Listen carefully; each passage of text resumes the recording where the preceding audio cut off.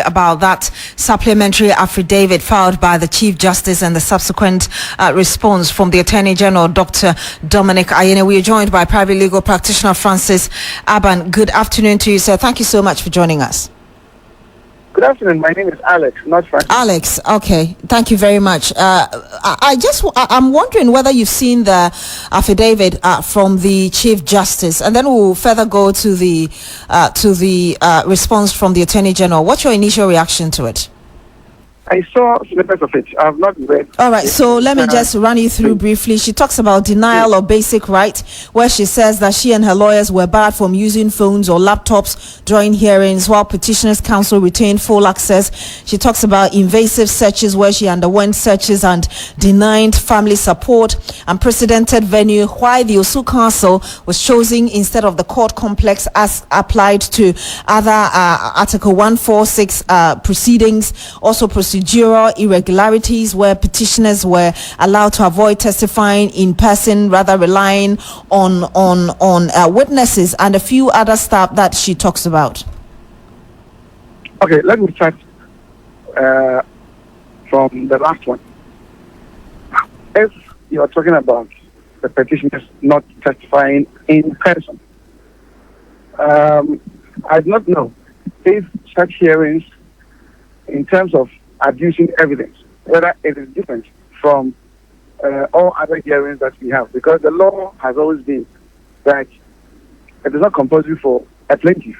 So in this case, we are just replacing the plaintiff with the petitioner to testify personally. And we believe that this was the same principle that was used during the time that we were doing the electoral commissioner, the electoral hearings, when Jean Mesa refused to take the stand. Okay, so if you have persons who can duly testify, I believe that satisfies the law. So I would not want to put so much weight on that. So you don't think that the AG has the CJ has a case with this point? Because this has always been the law, that a petitioner, okay, or a plaintiff, let us use the generic word to stand for all people who initiate processes, court processes. A plaintiff is not under any legal obligation to testify in his own case. And so, for instance, there have been many cases where somebody may have probably bought a piece of land or done something in his name. But probably he himself does not even have a lot of information about the process of acquiring it and all that, and who led in getting the land and all that. And so you can sue in the name of that person, yet the person who takes the stand and mounts the witness box to testify on behalf of the plaintiff may be different from the plaintiff himself. And so if that is anything to go by, then my thinking is that we should not belabor such a point, because it is not offending any rule of law as we know it.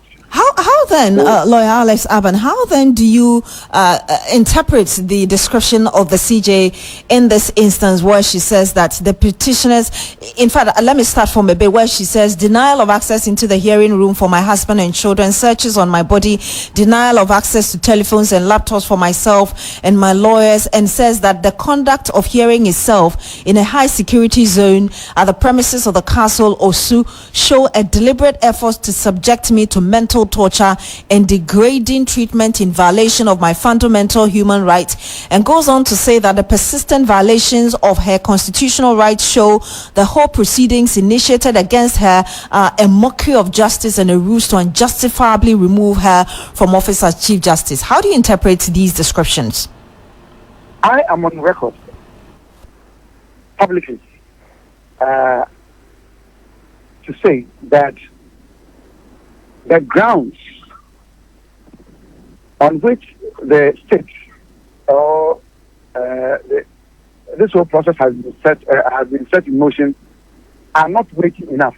In fact, I went to the extent of saying that even you cannot even remove a JCR president with these things. But this is something political, so we can just forget about that and move on.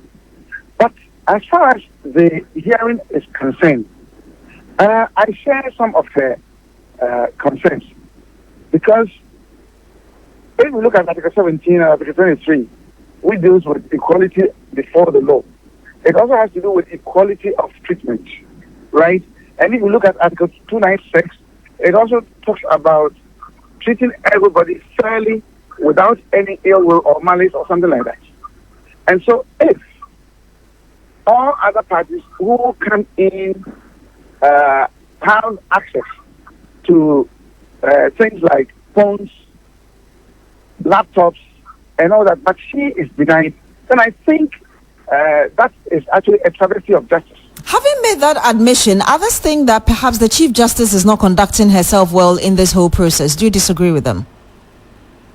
I don't think the Chief Justice would conduct herself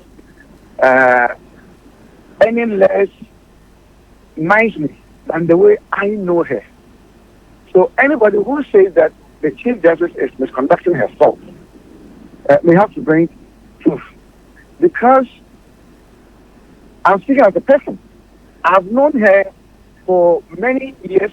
I have actually conducted cases before her. I've won cases in her court. I've lost cases in her court. Right? And she has always been very, very fair in the way she conducts herself. And so it will come to me as a huge surprise that within this short period, her normal demeanor would quickly change for the worse. I doubt it. The AG obviously but what you? Yes, but what I'm saying is that if indeed there are these searches and all that, I think we should leave out some of these excesses and deal with the issue of the fact or the allegations before the committee. Let me ask you my last question. In fact, if you look at Article 196, Clause 10, I think it is Clause 8. It is Clause 8 that says that these proceedings should be held in camera. As at now, there has not been any definitive judicial pronouncement on whose protection this is meant to be. Don't forget as well that Article 146, I believe from 6 to 10 also talk about in camera as well. Yes. And I'm saying that whether it is for the protection of the person who is the subject of the investigations, or it is to protect the sanctity of the whole process. Mind you, the position has always been that in any proceedings, except probably for matrimonial issues, all other proceedings are supposed to be in public. And that is the default. You have to pardon me. We're running out of time. I just want to get this response from you. What do you make of the AG's response, saying, for instance, one of the main points the AG says is that in-camera hearing is a constitutional command geared at safeguarding not only the CJ but the entire judiciary.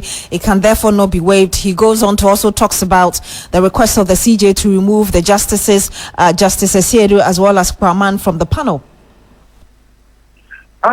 Let me talk about the first one. The first one being that the in-camera thing is a constitutional mandate or constitutional command. That is true. But the point is that we have not had any judicial pronouncement on it, as I was saying earlier. Whether it is for the protection of that person or for the sanctity of the entire proceedings. So that's something that must be reviewed.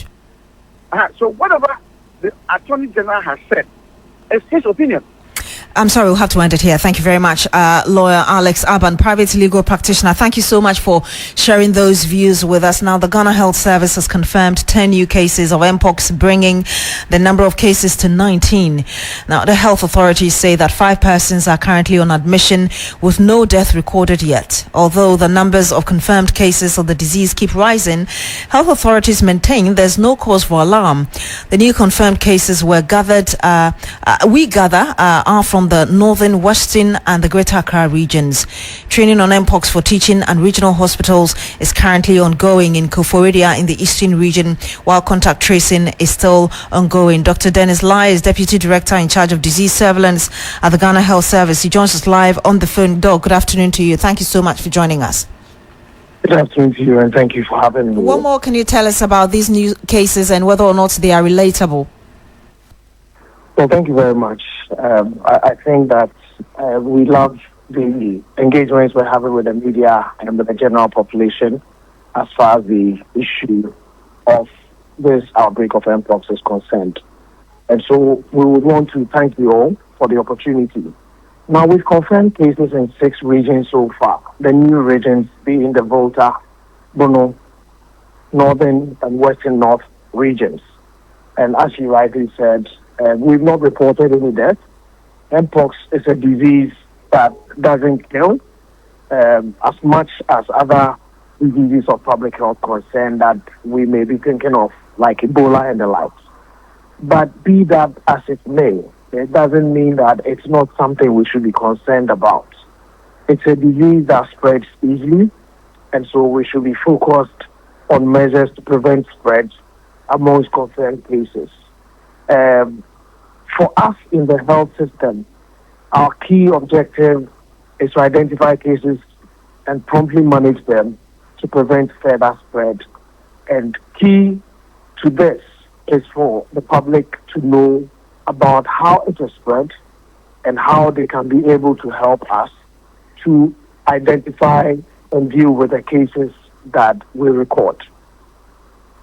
We'll have to end it here with you. Thank you very much, Dr. Dennis Lai, Deputy Director in charge of disease surveillance at the Ghana Health Service. Now, before we go, Parliament is resuming today after the Easter recess. The Speaker reconvened the House for the second sitting of the first session of the 9th Parliament, and we'll be bringing you more as regard what is transpiring in the House in our subsequent bulletins.